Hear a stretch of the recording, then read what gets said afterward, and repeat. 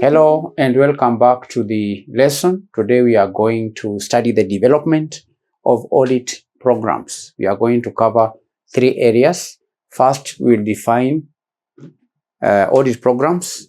We'll highlight the purposes of audit programs, definition and purpose. Then in this lesson, we are going to highlight the components of an audit program. Then we will discuss the process of developing audit programs. Those are 3 areas. But first of all, it's important for us to understand that the development of audit programs is a crucial step in the audit planning process. It is a crucial step in the audit planning process, translating the overall audit strategy into a detailed step-by-step set of instructions for the audit team. In our last session, we defined an audit planning strategy as a high-level framework. So after that audit planning strategy is developed, then the audit strategy is then translated into a detailed step-by-step set of instructions for the audit team. So the audit planning strategy is developed by the top level auditors in the audit firm. Then the audit program is also developed for the purposes of translating that overall plan, because the audit strategy is a roadmap. The audit strategy is it is a game plan. It is just a plan, an overall plan. That overall plan has been translated into specific step-by-step instructions that can be carried out so that the audit assignment objectives can be achieved. You understand? In other words, the audit program is a blueprint that outlines what audit procedures will be performed, how they will be performed, by whom, and when. So it is a blueprint specifically for the audit team. So an audit program, in other words, is a detailed plan of the auditing work to be performed, specifying the procedures to be followed in gathering audit evidence to achieve the audit objectives. That's the meaning of audit program. So what is the purpose of these step-by-step instructions? These are just step-by-step instructions, a program. The way you would have a program for a funeral or a program for a wedding or a birthday party, there is always a program, step by step, what will happen after what event. So there is that step-by-step instructions for the audit program. It indicates the step-by-step instructions for the audit team. Who will perform what? How will the tasks be performed? By whom? And at what point in the period of auditing the organization. So what is the purpose? What is then the purpose of an audit program? What is the purpose of an audit program?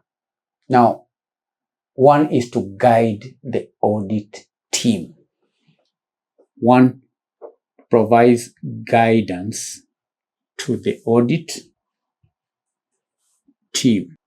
Now, candidates, if you have a team of people working on any project, it could be an audit assignment or any assignment. It could be even just a football team or any team on that is supposed to achieve a certain end. There has to be a program. There has to be a step-by-step instructions on what each individual is going to do. So an audit program provides guidance to the audit team. Okay, it provides clear instructions to the audit staff, especially the less experienced members, on the specific tasks that they are required to execute. So it provides guidance to the audit team. It also ensures completeness. An audit program ensures completeness and consistency. An audit program ensures completeness and consistency. It helps ensure that all necessary audit areas are covered and that procedures are applied consistently across the engagement. It is also a basis. This program is a basis for control and supervision. When everyone is given assignment on what to do and when to do it, then controlling the work becomes possible. Supervising such stuff becomes possible because such supervision is carried out on the basis of the audit program. It allows the audit seniors, the managers, and even the partners to effectively direct, supervise, and review the work of their team members. 4, documentation. There is also an advantage or a purpose in relation to documentation of work performed. Documentation of work performed. An audit program serves as a record of the audit procedures that are carried out, which is essential for audit documentation and quality control. 5, an audit program facilitates delegation. Facilitates delegation. Audit work facilitates delegation. It enables the delegation of tasks while maintaining control over the overall audit quality. Then lastly, there is the purpose related to efficiency. Efficiency. By pre-planning procedures, it helps avoid duplication of effort and ensures efficient use of resources. So that is the meaning of audit programs and the purpose of audit programs. That now makes us move to the next aspect of this lesson, which is the elements. What are the elements or components? What are the components or elements of an audit program? That's another question we need to answer. A well-developed audit program typically includes things like audit objectives. It includes specific audit procedures. It includes many aspects. But the first component of an audit program is audit objectives. An audit program must have audit objectives, objectives of the audit. There has to be clear statements of what the audit aims to achieve for each area being audited. It could be to confirm the existence or valuation of inventory. It could be to verify the completeness of revenue recognition. It could be to provide an opinion on the financial statements. There has to be an objective. So every audit program must have the objectives of the audit. And these objectives are linked to the financial statement assertions like existence, completeness, valuation, rights and obligations, presentation and disclosure, and so on. 2, specific audit procedures. An audit program must have specific audit procedures or steps. There has to be detailed instructions on the actions to be taken to gather evidence related to each objective. And these procedures can include tests of control, substantive procedures, tests of detail, analytical procedures. It can also include assertions addressed, things like working paper references. You understand, candidates? Work done, you have review of sign-offs, the time budget, and so on. You understand? So we have audit objectives, we have specific audit procedures, okay, which I've said includes tests of control. It may include substantive procedures. Tests of substantive procedures comprise of tests of details. It may also comprise of analytical procedures. You understand, candidates? Then you have assertions. Okay, we have assertions, candidates. For each procedure is often linked to the specific financial statement assertions that it aims to address. You understand? So the key elements of audit program would also have, apart from the specific audit procedures, we have the assertions. 3 assertions that are addressed. What assertions? Then there is the working paper references. Working paper references. We have maybe columns or spaces to record where the results of each procedure are documented in the audit working papers. We may also have done by and date columns. Done by and date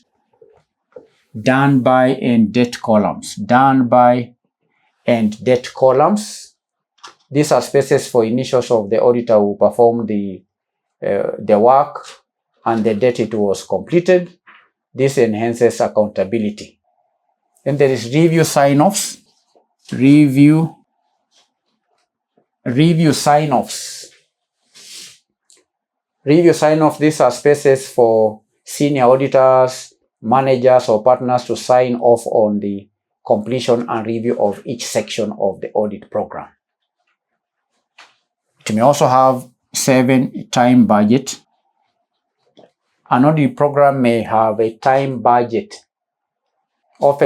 This is often an estimated time budget for each section or procedure that is included to aid managing the auditor's progress. Time budget. So these are 7 key components of an audit program. Now, in closing this lesson, we are going to discuss the process of developing an audit program. What is the process? We've defined what an audit program is. We've highlighted the purpose and the components. So what is the process? What are the steps in the process of developing an audit program? That's the question that we want to answer next. Now, the development of an audit program is not a generic exercise because it is tailored to the specific client and engagement based on the audit planning strategy. So the process begins by reviewing the overall audit strategy. 1. Review of audit planning strategy. The process begins by reviewing the audit planning strategy.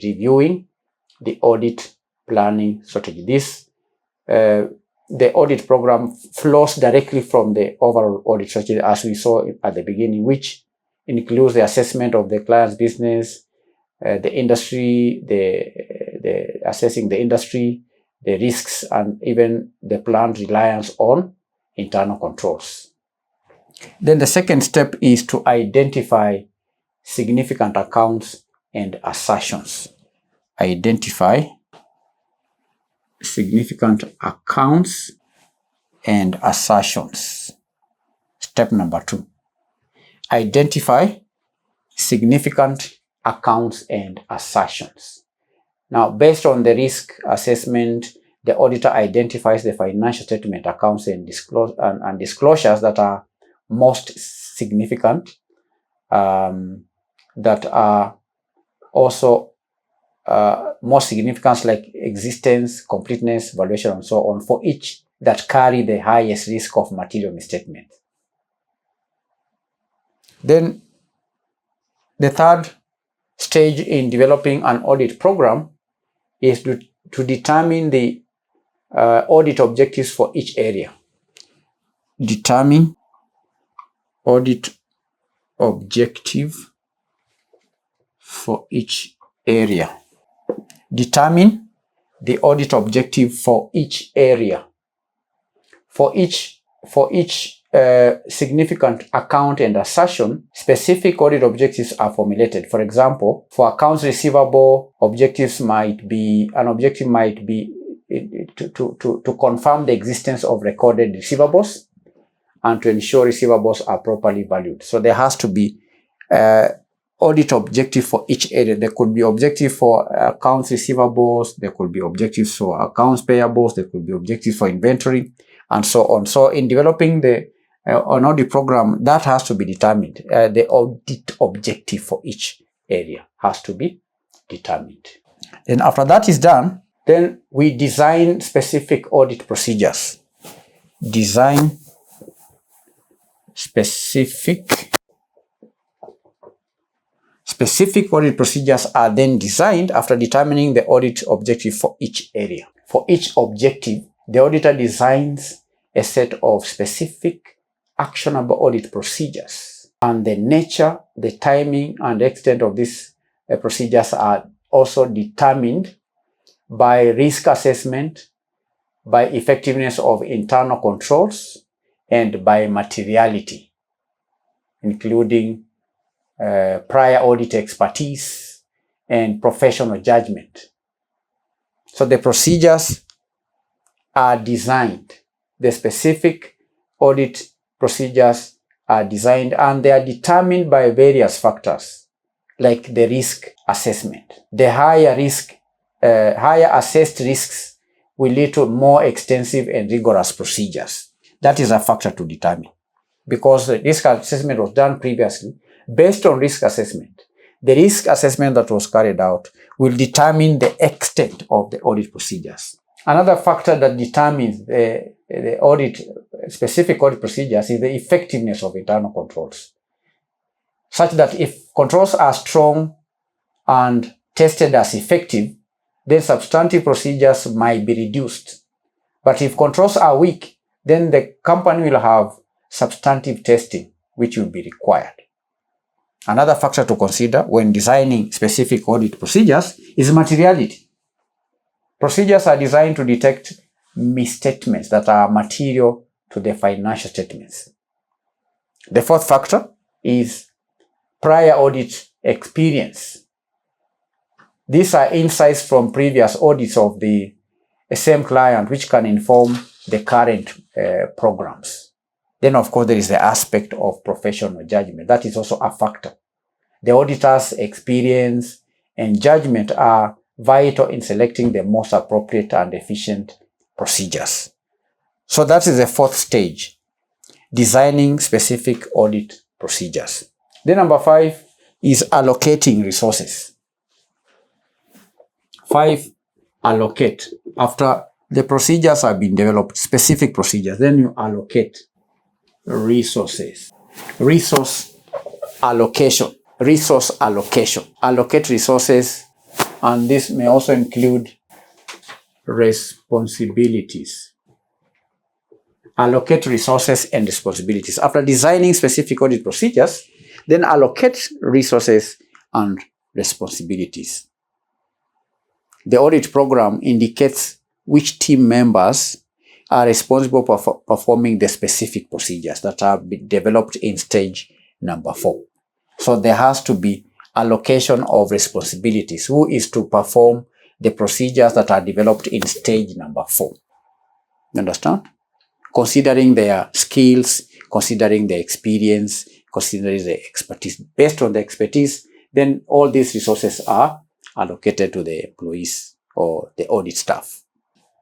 review and approve after allocating responsibilities. Remember, these responsibilities are not carried out. It's just allocating. It's a plan. It is a program. Before the audit begins, first of all, we had the audit planning strategy. Then flowing from the strategy, we'll have the audit program. Then within that program, responsibilities are allocated and resources.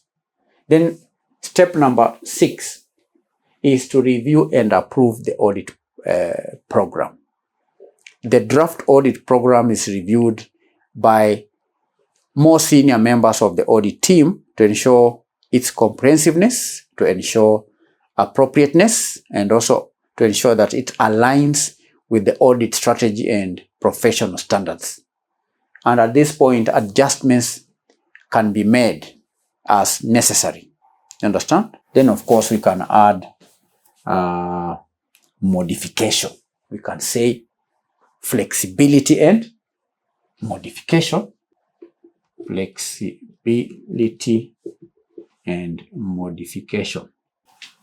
Flexibility and modification. Now, while a detailed plan is essential, audit programs should not be rigid. Auditors must be prepared to modify the program during the audit field work if new information or unexpected findings emerge that alter the risk assessment or even necessitate different procedures. So this is a systematic approach of developing an audit program. That is the end of the lesson. In this lesson, we've defined what an audit program is. We've identified 6 purposes of an audit program. We've also highlighted the process of developing an audit program. Thank you for attending the lesson. Bye-bye.